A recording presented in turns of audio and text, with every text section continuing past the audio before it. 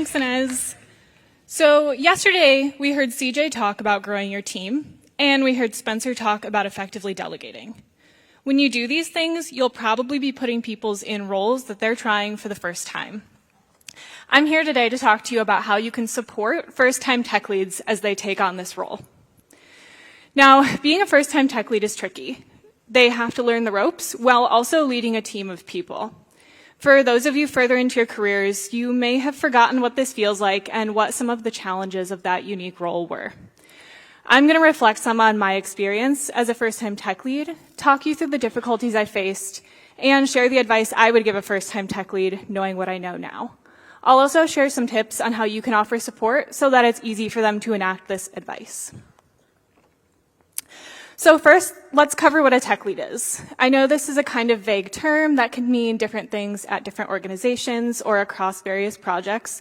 So I'll cover a few assumptions I'm making for the sake of this talk. First, I would consider a tech lead to be a person who's understanding how the technical pieces are fitting together, they're preparing technical work for the team, and they're guiding technical direction and vision. They aren't necessarily the teammate who has the most experience, the most senior title, or the deepest technical knowledge on your team, and this can create some unique challenges. With those things in mind, let's talk about some challenges that your first-time tech leads may face. Try and put yourself back in their shoes and remember what your first experience in that role was like. The first challenge I want to talk about is learning how to measure progress. As a tech lead, there is always more work to be doing, and a big part of that role is asking questions, collecting notes, meeting with stakeholders, and doing things that always add scope to the work you should be doing. As a first-time tech lead, I struggled to know when my tasks were done and whether I was moving fast enough for my team to get started on the project in time.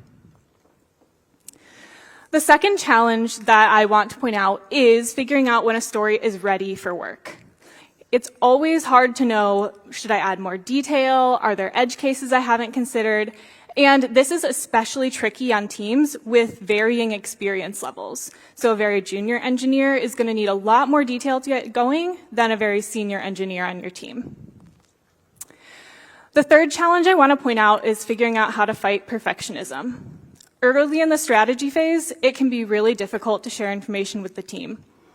I wanted to gain my team's trust. I wanted them to feel confident. And quite frankly, I wanted to prove that I could handle this job. So I spent way too much time getting stories to 100% fidelity when, say, 80% would have been plenty enough to get my team moving. With those things in mind, let's talk about the advice that I would share with a first-time tech lead and some ideas that you can implement to make it easy for them to enact this advice. The first piece of advice that I would give is to establish momentum. When I took on the tech lead role, I felt prepared, I was excited. I sat down at my computer the first day, and I stared at my screen. I had so many things that I could be doing, and I got some analysis paralysis trying to figure out where I should get started. So when you're supporting someone in this role, help them establish momentum in their first days on the project. One option here could be to pair on backlog work. You don't need to do this for a huge amount of time, a few hours for the first couple of days of the project.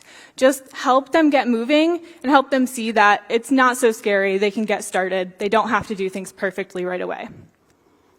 Another option here would be to record a walkthrough video where you're talking about how you're thinking about the problem, what stakeholders you'd be meeting with, what questions you'd be asking. Help them think about what a day in the life might look like.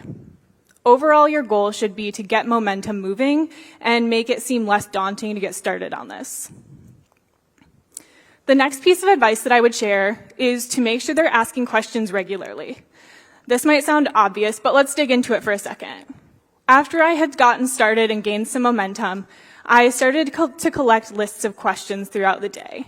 It didn't feel important enough to be interrupting the senior engineers on my team regularly, so I held on to them waiting for the right time. But eventually, that slowed me down, I became less effective, and I started to lose a lot of my momentum.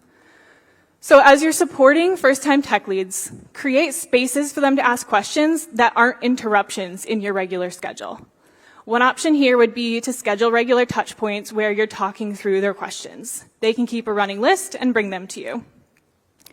Early in the project, I recommend you keep this time on the calendar, even if they don't have specific things they're bringing to you.